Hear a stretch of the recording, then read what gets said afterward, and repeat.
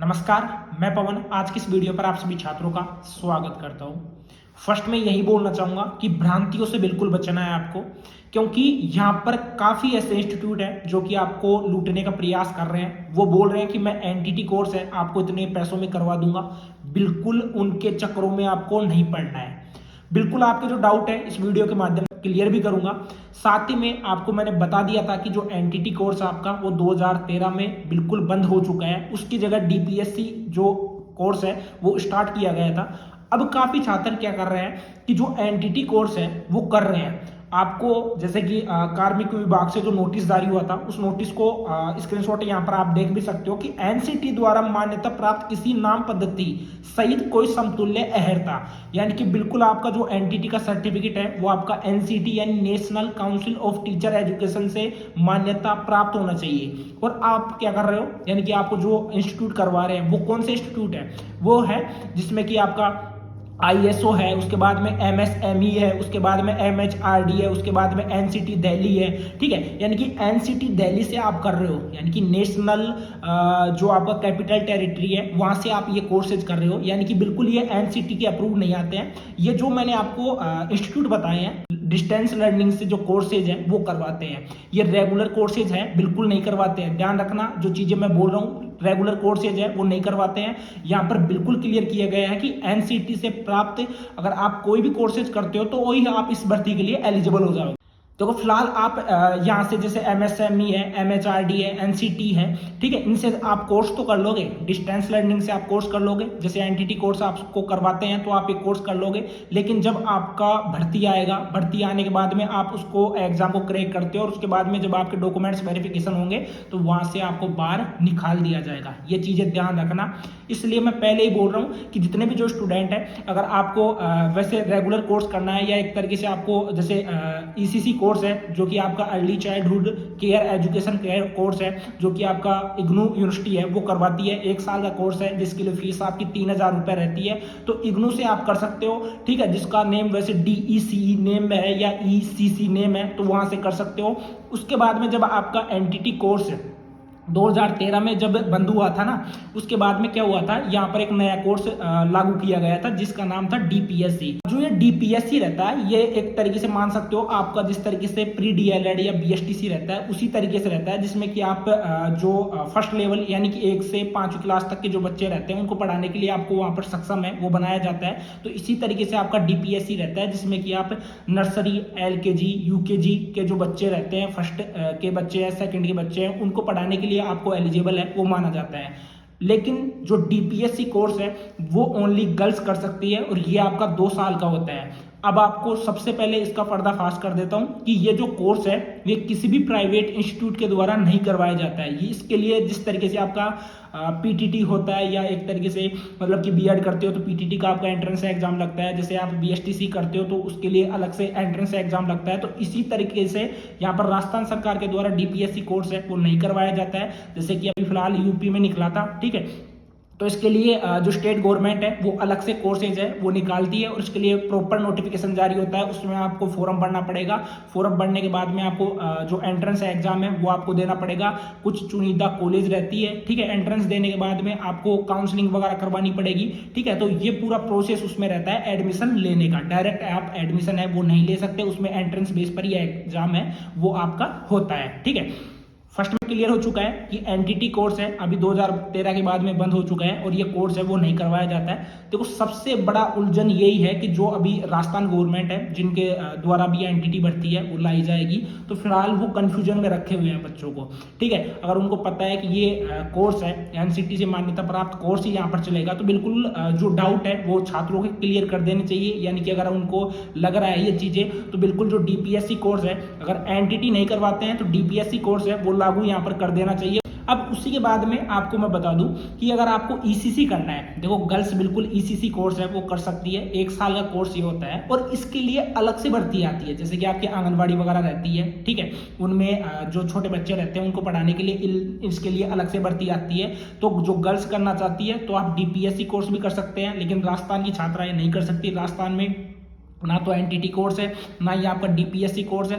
ठीक है, एनटीटी को तो आप भूल जाइए, क्योंकि एनटीटी अगर आप करते हो, जैसे कि मैंने आपको इंस्टीट्यूट बताए हैं जिसमें कि आपका आईएसओ आ जाता है, एमएसएमई आ जाता है, एमएचआरडी आ जाता है, या एनसीटी दिल्ली आ जाता है, तो यहाँ से अगर आप करते हो तो यहाँ से आपको डिस्टेंस मोड से तो आपको करवा दिया जाएगा। वैसे राजस्थान में तो होता नहीं, इन इंस्टीट्यूट से होता है, तो यहाँ से करवा तो दिया जाएगा, लेकिन ये किस काम में आता है? ये आता है ओनली जो प्राइवेट जॉब रहती है उनमें काम आता है। ठीक है, गवर्नमेंट जॉब में नहीं आता, क्योंकि गवर्नमेंट जॉब अगर आप NCTE national council teacher education से अप्रूव्ड अगर आप करते हो तो ही आपका वहां पर मान्य होगा, और वो आपका रेगुलर होना चाहिए। ठीक है, अगर ये जैसे संस्था मैंने बताया है ये बिल्कुल डिस्टेंस से करवाती है तो आप इस भर्ती में नहीं बैठ पाओगे।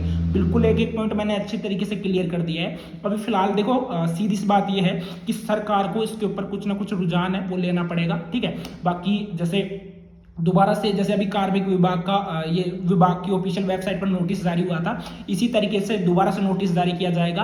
अगर उसमें जैसे अप्रूव कर दिया जाता है कि जो स्टूडेंट ईसीसी कोर्स कर लेता है 1 साल का, ठीक है, तो वो इसमें एलिजिबल रहेगा, तो वो स्टूडेंट इसके लिए एलिजिबल माने जाएंगे। ठीक है, जो स्टूडेंट या जो छात्राएं, ठीक है, डीपीएससी कोर्स कर लेती है तो वो इसके लिए एलिजिबल है, वो माने जाएंगे। और आपका डाउट भी क्लियर कर देता हूँ कि जिस स्टूडेंट ने 2013 से पहले अगर एनटीटी कोर्स कर रखा है तो वो इस भर्ती में बैठ पाएगा।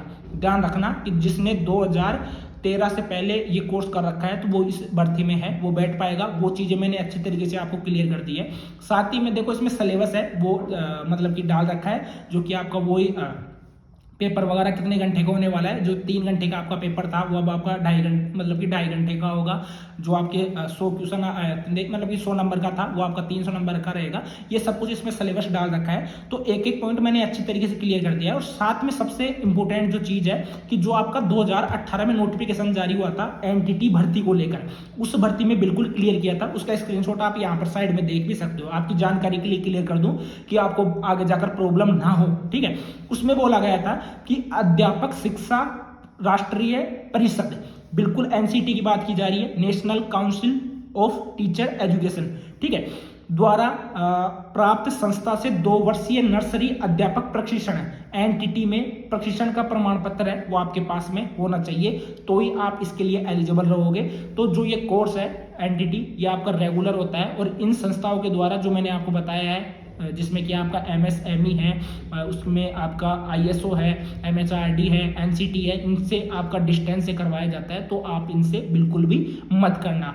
बिल्कुल ऑथेंटिक फिलहाल चल रहे हैं जो कि आपका इग्नू से है, इग्नू से आप कर सकते हो। इग्नू से जो फोरम है आपके 12 जनवरी से स्टार्ट हो चुके हैं। इसकी डेट आपकी 31 जनवरी तक रहने वाली है।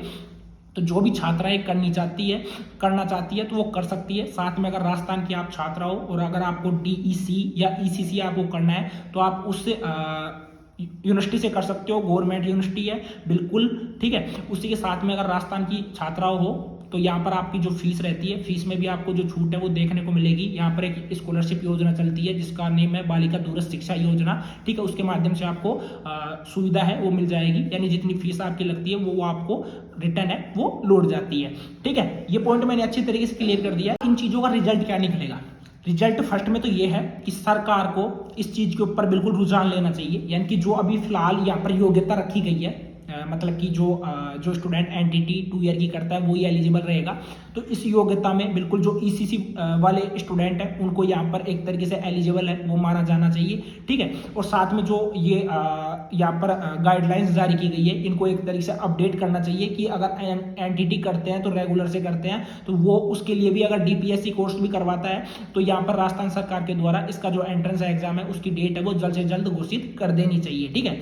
अब देखो मैं चाहता हूँ कि ऐसा ना हो कि आप जैसे जल्दबाजी में जैसे एनटीटी कोर्स है वो आप इन डिस्टेंस मोड से कर लो, जो मैंने यहाँ पर संस्थान आपको बताए हैं इनसे आप कर लो, और आगे जाकर आपको प्रॉब्लम हो, जब आपका डॉक्यूमेंट्स वेरिफिकेशन होगा, जब वहां पर जाकर आपको प्रॉब्लम हो, तो इससे आपको बचना है। क्योंकि यहाँ पर जो गाइडलाइंस है उनके हिसाब से तो आपको जो एनटीटी कोर्स है वो आपको नहीं करना चाहिए, ठीक है। मेरी नजर में नहीं करना चाहिए, बिल्कुल यहाँ पर क्लियर कर रखा है कि एनसीटी द्वारा मान्यता प्राप्त किसी नाम पद्धति सहित कोई समतुल्य यहाँ पर अर्हता है यानी कि योग्यता है वो आपकी होनी चाहिए, ठीक है।